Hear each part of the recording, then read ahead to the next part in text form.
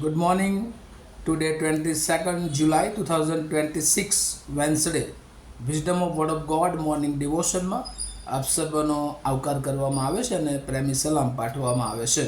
આજે આપણે પ્રભુના વચનોમાંથી નીતિ વચનો એનો 16મો અધ્યાય અને 23મી કલમ ઉપર ટૂંકું મનન કરવા માગીએ છીએ. નીતિ વચનો ચેપ્ટર 16 વર્સ 23 અને પ્રભુનું વચન આ પ્રમાણે કહે છે, જ્ઞાનીનું હૃદય તેના મોઢાને શીખવે છે અને તેના હોઠોને વિદ્યાની વૃદ્ધિ કરી આપે છે.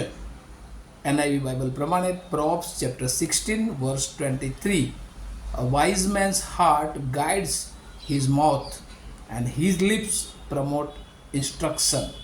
અને આ પ્રભુનું વચન છે.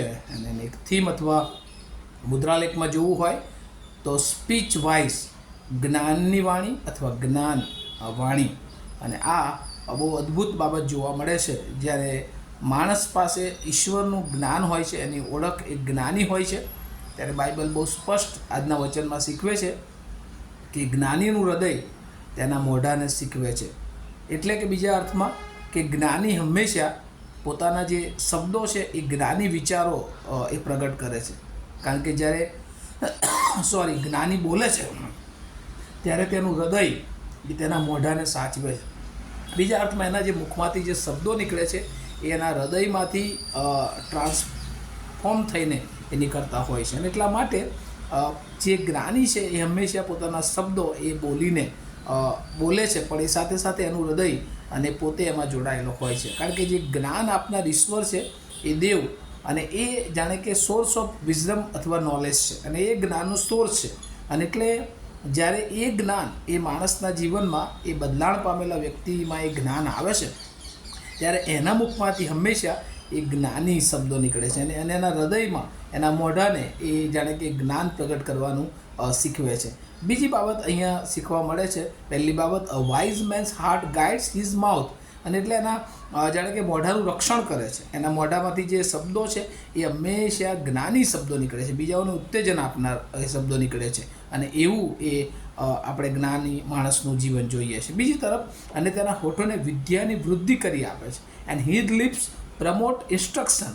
અને એટલે કે જ્યારે એના જે હોઠો છે એ બહાર નીકળે છે, એના લિપ્સ, અને ત્યારે એ જે એનામાંથી જ્ઞાન નીકળે છે એ હંમેશા એની પોતાની વૃદ્ધિ કરી આપે છે, અને જાણે કે બીજાના જીવનને માટે પણ એ ઉત્તેજનનું કારણ એ બને છે. અને આપણે આપણા બાઇબલમાં જોઈએ છે કે જ્ઞાન એ પોતે ઈસુ ખ્રિસ્ત છે. અને ઈસુ ખ્રિસ્ત જ્યારે આપણા હૃદયમાં આવે છે ત્યારે આપણા હૃદયનું બદલાણ થાય છે. અને એ બદલાણ દ્વારા આપણા મોઢાને, આપણા માઉથને કઈ રીતે બોલવું, શું બોલવું, એ આપણને શીખવે છે. અને ત્યાર પછી ત્યાં લખ્યું છે કે એ મોઢાને બોલવાની શિક્ષણ આપે છે, અને ત્યારબાદ જે એ બોલવામાં આવે છે એના હોઠો દ્વારા, અને એ દ્વારા એ પોતાની આત્મિક વૃદ્ધિ એ જોવે છે. અને એ હંમેશા એ પોતાની વૃદ્ધિ પણ બીજાની એ વૃદ્ધિ પણ જોઈ શકે છે. અને એટલા માટે પૃથ્વી પરના જીવનમાં આપણે ઈશ્વરના જ્ઞાનને અથવા તો ઈશ્વરના વચનને અથવા ઈશ્વરની આધીનતાને જેટલું મહત્ત્વ આપીએ છીએ અને જેટલું ઈશ્વરમય ગોડલીનેસમાં રહીએ છીએ, એટલું ઈશ્વર આપણા જીવનને વધારે આશીર્વાદિત કરે છે. પ્રભુના એક મહાન સેવક બિલી ગ્રેહામ એ પ્રમાણે જણાવે છે આત્મિક વૃદ્ધિ સંબંધી કાળી બિલાડી અને ધોળી બિલાડી. અને જ્યારે કાળી બિલાડી એ જાણે કે શૈતાનને ઉદ્દેશીને, અને ધોળી બિલાડી એ ઈશ્વર અથવા આત્મિક જીવનને એ ઉદ્દેશીને. અને એટલે કહે છે કે જે દુનિયાવી કામો છે એને કાળી બિલાડી સમાન, કે જો એમાં વધારે આપણે રચ્યા પચ્યા રહીએ છીએ તો જાણે કે આપણે શૈતાનના ઈરાદાઓ અને દુનિયાવી બાબતોમાં આગળ વધીએ છીએ. પણ આત્મિક જીવન માટે તે સિમ્બોલ આપે છે ધોળી બિલાડી, અને ઈશ્વરમય રહેવાની વાત. અને જેટલું આપણે ઈશ્વરમય રહીએ છીએ, આધીનતામાં રહીએ છીએ, વચનોમાં રહીએ છીએ, પ્રાર્થનામાં રહીએ છીએ, એવી સંગતોમાં રહીએ છીએ, તો ઓટોમેટિકલી આપણે એ વિજય પ્રાપ્ત કરીએ છીએ. અને પછી કહે છે કે કાળી અને ધોળી બિલાડી જો ઝઘડાવવામાં આવે તો કાળી બિલાડી બરાબર જો ખોરાક એને મળ્યો હોય તો એ વિજય પ્રાપ્ત કરે છે. અને એટલે જો આપણે આત્મિક રીતે નબળા હોઈએ છીએ તો શૈતાન આપણા પર વિજય મેળવે છે.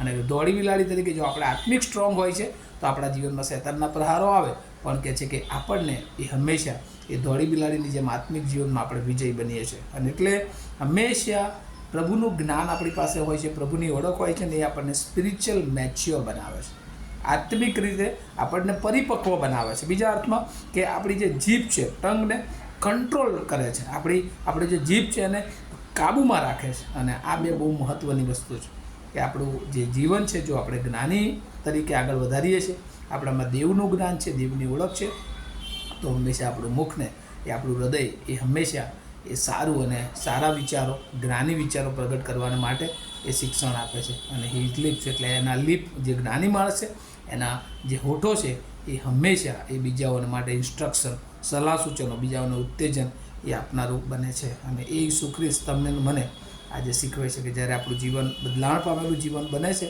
ત્યારે આપણું એ બદલાયેલું જીવન એ બાઇબલનું જ્ઞાન, બિબ્લિકલ જ્ઞાન જે છે એ માણસની બદલાણ કરે છે અને સાથે સાથે એ બદલાણની સાથે સાથે એને જ્ઞાની બનાવે છે અને ઘણા બધા લોકો માટે ઉપયોગી બનાવે છે. અને આજે સવારે પ્રભુ તમારી મારી પાસે અપેક્ષા રાખે છે કે આપણું હંમેશા આપણી સ્પીચ એ જ્ઞાની હોય, આપણું સ્પીચ હંમેશા એ પ્રભુના આધીનતાવાળી હોય, તો આપણું હૃદય એ જ્ઞાની હોવું જોઈએ. અને હૃદય જ્ઞાની ક્યારે હોય કે જ્યારે હૃદય એ ઈશ્વરનું હોય, ઈશ્વરને આપણે આધીન હોઈએ. અને વારંવાર પ્રભુ આપણને આ બધી બાબતો શીખવે છે નીતિવચન દ્વારા, કે રોજના જીવનમાં આપણે ખૂબ આશીર્વાદિત થઈએ. આ વચનો દ્વારા પ્રભુ એની બહુ જ કૃપા આપણ સર્વને આપો. આવો આપણે પ્રાર્થના કરીએ. અમારા જીવતા અને પવિત્ર ઈસુ ખ્રિસ્ત પ્રભુ, જ્ઞાન અમે તમારો આભાર માનીએ છીએ. જ્યારે પ્રભુ અમે તમને સ્વીકારીએ છીએ, અમારો આધાર તમે બનો છો, ત્યારે પ્રભુ તમે જ એ જ્ઞાનનું સોર્સ છો. અને એ જ્ઞાન પ્રભુ મારા મુખ દ્વારા પ્રભુ બહાર નીકળે છે અને ઘણા બધાને ઉત્તેજન આપે છે. અને આજે સવારે પ્રભુ તમે એમને એવા બનાવો કે જેથી કરીને અમારા જીવનો એ અમારા પોતાના જીવનોને માટે વધારે તમારામાં આત્મિક વૃદ્ધિ બનીએ અને સાથે સાથે અમારા જીવનો દ્વારા, અમારી વાણી દ્વારા, અમારા વિચારો દ્વારા ઘણા બધા લોકો એ તમારી સમક્ષતામાં આવે. આ વિચારો, આ વચનો પ્રભુ સમજવાને માટે તમારું જ્ઞાન, તમારી બુદ્ધિ, તમારો આત્મા આમ સર્વને આપો એવી પ્રાર્થના ઈસુ પ્રભુના નામમાં સાંભળો અને તેનો સ્વીકાર કરો. આમીન. Have a nice day to all of you. Thank you.